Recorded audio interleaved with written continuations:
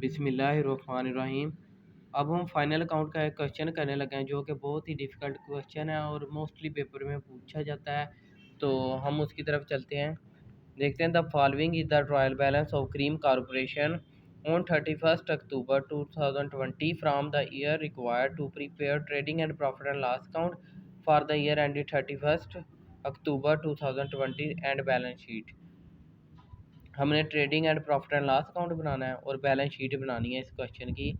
तो इसमें सबसे पहले हमने क्या बनाना है, trading and profit and loss account. Trading and profit and loss account लिखेंगे, फिर क्रीम कॉरपोरेशन जिस बंदे की बना रहे हैं उसका नाम लिखेंगे, फिर उसके बाद किस डेट को बनानी है, for the year ended.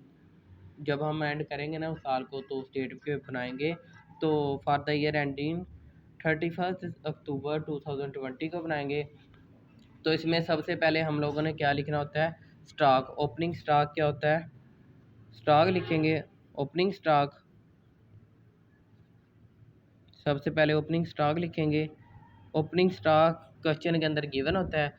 Opening stock को देखते हैं, जो पिछले साल का स्टॉक होता है ना, प्रीवियस ईयर का, वो नेक्स्ट ईयर में ओपनिंग स्टॉक बन जाता है। इसकी अमाउंट क्या है, 90,000। तो यहाँ पे लिखेंगे 90,000। अब इसके बाद हमने लिखना है परचेज। परचेज क्या है, परचेज हम क्या करें, पहले स्टॉक लेना है, फिर उसके बाद परचेज को देखना है। परचेज की अमाउंट कितनी है, परचेज 4,50,000।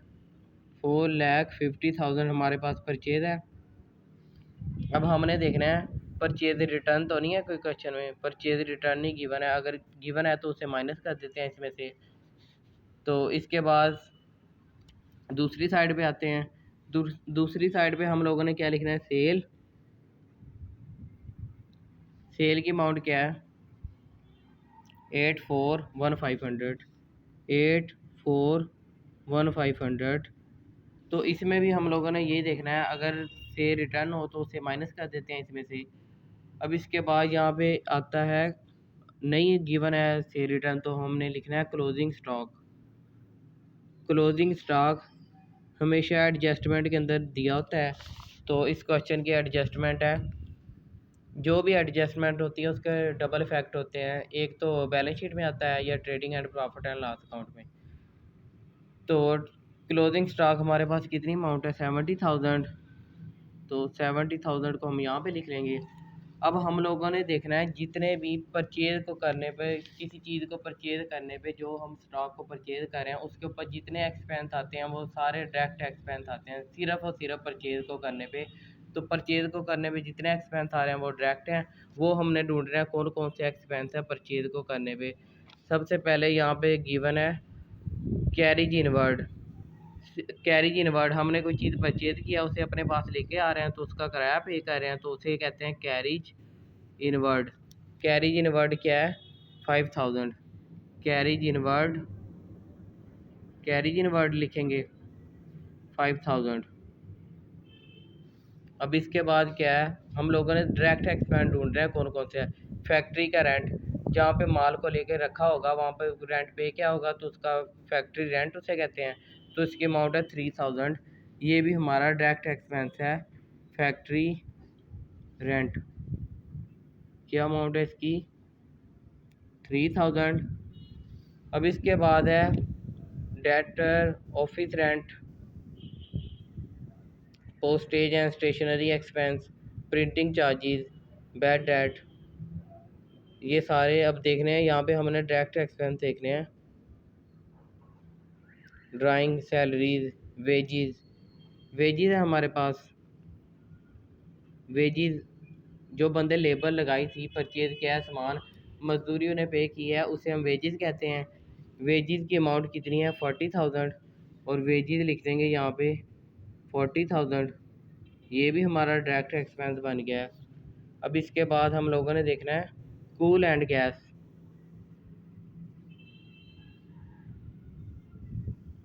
कूल एंड गैस भी हमारा डायरेक्ट एक्सपेंस है, तो इसकी अमाउंट 2,000 है।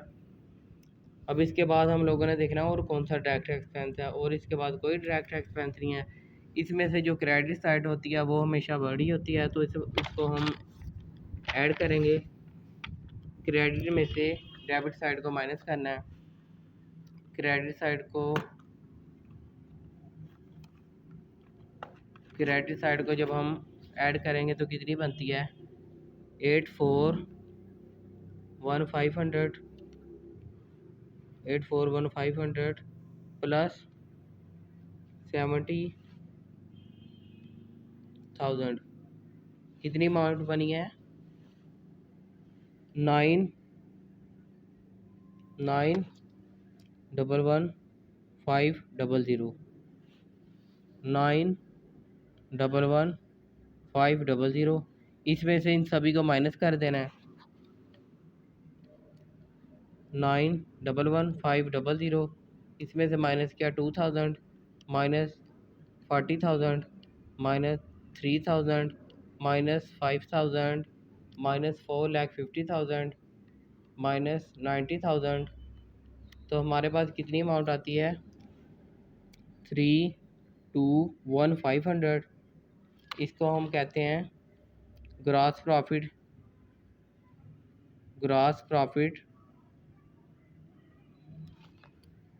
Profit carry done.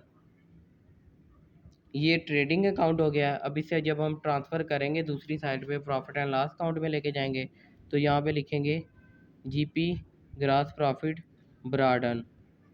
इसकी अमाउंट क्या बनी है यहाँ पे? 3,21,500। ये अमाउंट में से ये सारी अमाउंट माइनस किया तो ये हमारे पास आता है। अब जीपी आ गया है। जीपी इसमें सारे जितने भी इंटरेक्ट एक्सपेंस हैं, इंटरेक्ट एक्सपेंस कौन कौन से होते हैं? पहले तो हमने परचेज़ की थी यहाँ तक। परचेज़ करने के बाद जब हम लोग सेल करेंगे तो सेल के ऊपर जितने भी एक्सपेंस आएंगे उन्हें हम इंटरेक्ट एक्सपेंस कहते हैं। इंटरेक्ट एक्सपेंस जितने भी होंगे हम उसे यहाँ पे रिकॉर्ड करेंगे। तो सबसे पहले हम लोगों ने देखना है कौन कौन से इंटरेक्ट एक्सपेंस है। सबसे पहले हमें प्लांट एंड मशीनरी गिवन है। प्लांट एंड मशीनरी की यहाँ पे अगर उसने एडजस्टमेंट में देखना है, हम लोगों ने प्लांट एंड मशीनरी की डेप्रिसिएशन उसने बताई है तो उसे निकाल के उसमें से माइनस करनी है। प्लांट एंड मशीनरी की डेप्रिसिएशन उसने क्या बताई है? 10%। फर्नीचर की डेप्रिसिएशन बताई है 5%। तो प्लांट एंड मशीनरी की अमाउंट क्या बनती है? 1,50,000। प्लांट एंड मशीनरी यहाँ पे लिखेंगे प्लांट एंड मशीनरी, इसकी अमाउंट कितनी है? 1,50,000। इसमें से डेप्रिसिएशन को माइनस कर देंगे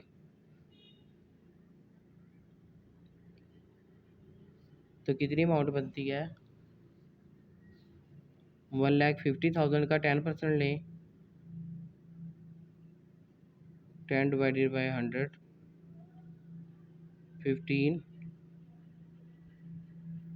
15,000 बनती है। जस्ट यहाँ पे हमने प्लांट एंड मशीनरी की जस्ट डेप्रिसिएशन लिखनी है। प्लांट एंड मशीनरी की डेप्रिसिएशन, खाली डेप्रिसिएशन, प्लांट एंड मशीनरी की डेप्रिसिएशन तो 15,000 बनती है। इसके बाद हम लोगों ने देखना है फर्नीचर की क्या डेप्रिसिएशन है। फर्नीचर की उसने डेप्रिसिएशन बताई है 5% है। फर्नीचर की डेप्रिसिएशन एडजस्टमेंट में 5% बताई है। तो फर्नीचर की अमाउंट क्या है? 15,000। 15,000 का 5% लेंगे। फर्नीचर की डेप्रिसिएशन कितनी है? 15,000 का 5% लेंगे तो कितनी अमाउंट बनती है? 750। इसके बाद ट्रेड एक्सपेंस, ट्रेड के ऊपर जितने भी अब एक्सपेंस आ रहे हैं वो इसमें आएंगे। ये भी इंटरेक्ट एक्सपेंस हैं, हम लोगों ने पे करने हैं ट्रेड पे। ट्रेड एक्सपेंस कितनी अमाउंट है? 20,000। अब इसके बाद कैरिज इनवर्ड, कैरिज आउटवर्ड। पहले इनवर्ड था, इनवर्ड डायरेक्ट एक्सपेंस था। क्यों एक्सपेंस डायरेक्ट एक्सपेंस था? क्योंकि हम अपने पास लेके आ रहे थे। अब कैरिज आउटवर्ड, अब हम सेल कर रहे हैं, अब हम फेयर पे कर रहे हैं, किराया पे कर रहे हैं तो इस वजह से कैरिज आउटवर्ड है, ये इनडायरेक्ट एक्सपेंस है। तो यहाँ पे लिखेंगे कैरिज आउटवर्ड। कैरिज आउटवर्ड कितनी अमाउंट है इसकी? Carriage outward 3,000। तो यहाँ पे लिख देंगे कैरिज आउटवर्ड 3,000। अब इसके बाद हम लोगों ने देखना है डिस्काउंट। डिस्काउंट डेबिट साइड पे दिया गया है। डिस्काउंट डिस्काउंट अलाउड बन जाएगा इस वजह से, तो इसे भी डेबिट करेंगे 700। अब इसके बाद क्या है, इंश्योरेंस। यहाँ पे लिखेंगे इंश्योरेंस। इंश्योरेंस कितनी है, 1400।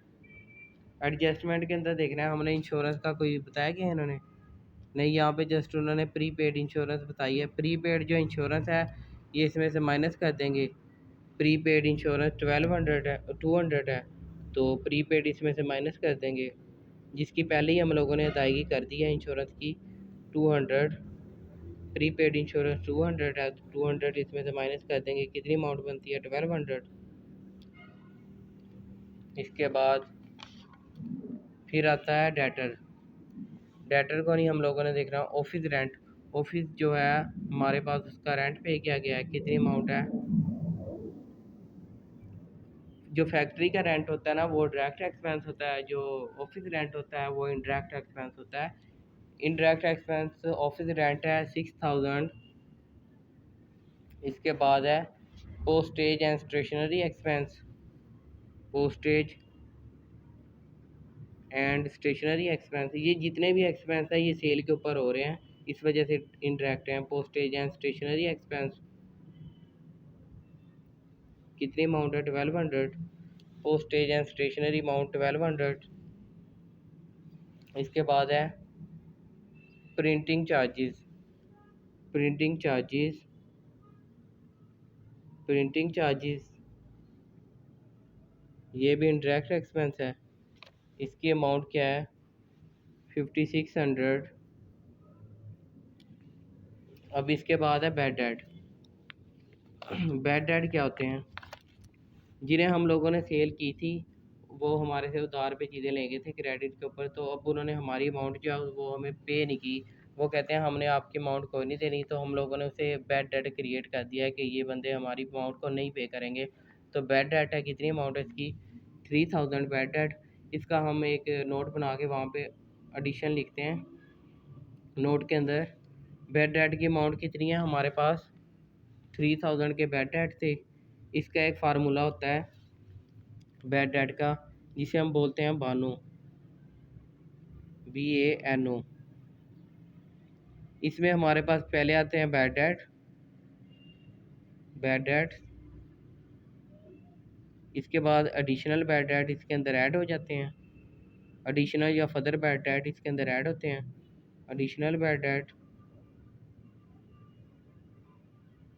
इसके बाद आते हैं न्यू प्रोविज़न। न्यू प्रोविज़न भी इसके अंदर ऐड होती है। और माइनस करते हैं ओल्ड प्रोविज़न।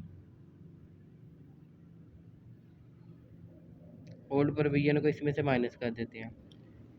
अब हम लोगों ने यहाँ पे बैड डेट का कैसे फैक्ट बनाना है। बैड डेट है हमारे पास, सबसे पहले बैड डेट है, इसमें से हम लोगों ने देखना है। हमारे पास ये फार्मूला पूरा लिख दिया करो ना, जो जो चीज़ें इसमें मिस हो वो स्किप कर दिया करो, बाकी लिखते रहो। फिर इसके बाद एडिशनल बैड डेट ऐड हो गए। एडिशनल हमें क्वेश्चन के अंदर बताए नहीं हुए। Additional bad debt, additional bad debt आ गए हैं। एडिशनल बैड डेट, फिर इसके अंदर प्लस करना है new bad debt, new provision, minus करनी है ओल्ड प्रोविज़न।